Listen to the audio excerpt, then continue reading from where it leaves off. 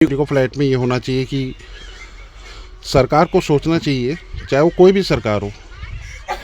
अब दिल्ली में जो 2025 और दिसंबर का ये जो इंडिगो फ्लाइट का मैटर चल रहा है, जिसमें कई फ़्लाइटें रद्द हैं और कई लोग ज़मीन पर एयरपोर्ट में लेट रहे हैं। और एयरपोर्ट से मैंने भी सफ़र किया है, फ़्लाइट पकड़ी है कई बार। तो उसमें क्या होता है, खाली वाशरूम होता है और खाली पानी पी सकते हैं। खाना भी बहुत महंगा होता है और उसमें क्या होता है कि लोग नहा नहीं सकते।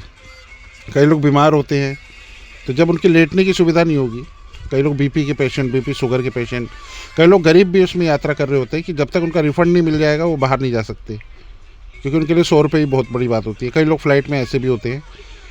मैं ये कहना चाहता हूँ, मैं किसी बुराई नहीं कर रहा, कि दिल्ली के जो मुख्यमंत्री है दिल्ली का एयरपोर्ट संभाले, बनारस के जो मुख्यमंत्री है बनारस का एयरपोर्ट संभालें, लखनऊ के मुख्यमंत्री लखनऊ का एयरपोर्ट संभाले, गुजरात के मुख्यमंत्री गुजरात का एयरपोर्ट संभाले, मुंबई के मुख्यमंत्री मुंबई का एयरपोर्ट संभाले, पुणे के मुख्यमंत्री पुणे का एयरपोर्ट संभाले। तो मुझे लग रहा है ये समस्या 2 घंटे के अंदर दूर हो जाएगी। लेकिन वो ऐसा क्यों नहीं कर रहे? वो उनको कोई फैसिलिटी नहीं दे रहे। एयरपोर्ट पे जो लोग हैं उनको कोई खाना पीना नहीं मिल रहा, चाय नहीं मिल रही। मतलब ये सब क्यों हो रहा है? तुम लोग इन्हीं लोगों के पैर छूते हो, वोट मांगते हो, और जब ये लोग परेशान हैं, जब तुम अपने सिंहासन पर बैठ गए इन्हीं लोगों की वजह से, तो आज तुम उनको पूछ भी नहीं रहे हो। यही हमारे भारत में कमी है। और ये कमी किसकी वजह से है?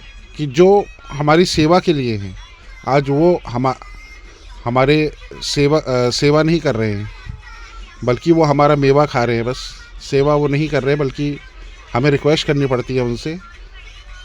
जब वोट मांगते हैं तो वो हमसे कहते हैं रिक्वेस्ट करो, रिक्वेस्ट करो। और जब उनको वोट मिल जाता है, जब उनका चुनावी मुद्दा, चुनाव सब ख़त्म हो जाता है, तो फिर हमें रिक्वेस्ट करनी पड़ती है उनके आगे। और ऐसे लगता है वो हम पर एहसान कर रहे हैं, जबकि हमारे टैक्स से ही पुलिस चल रही है, हमारे टैक्स से ही पूरा देश चल रहा है। तो हमें चाहिए कि हम इस बात को आगे फैलाएं जो मैंने आपको बोली है, कि पूरे भारत में फ़्लाइट्स का दिक्कत आ रही है, इंडिगो की या कोई भी फ़्लाइट हो दिक्कत आ रही है। 2025 दिसंबर की बात मैं कर रहा हूँ अभी की। तो उसमें जो मुख्यमंत्री जिस स्टेट का है उसको तो संभाल ले कम से कम। मुख्यमंत्री में तो इतनी पावर होती है कि एयरपोर्ट में तो जा ही सकता है। वो एयरपोर्ट तो एक ही होता है, ये तो नहीं कि 10 एयरपोर्ट में उसको जाना है ना। एक ही एयरपोर्ट पे वो जाएगा और वहाँ पे लोगों से मिलेगा, तो लोग उसको देखकर थोड़ा लोगों को शांति मिलेगी।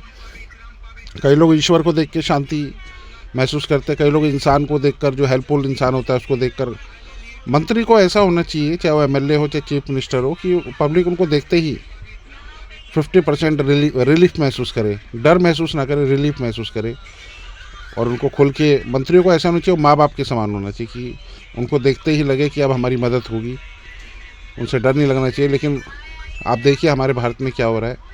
और मैं तो कह रहा हूँ किसी कमी ना निकाले, बल्कि अपने अपने सुझाव इसमें डालते रहें, कि जो हमारे नेता ही है इस चीज़ को हल कर सकते हैं।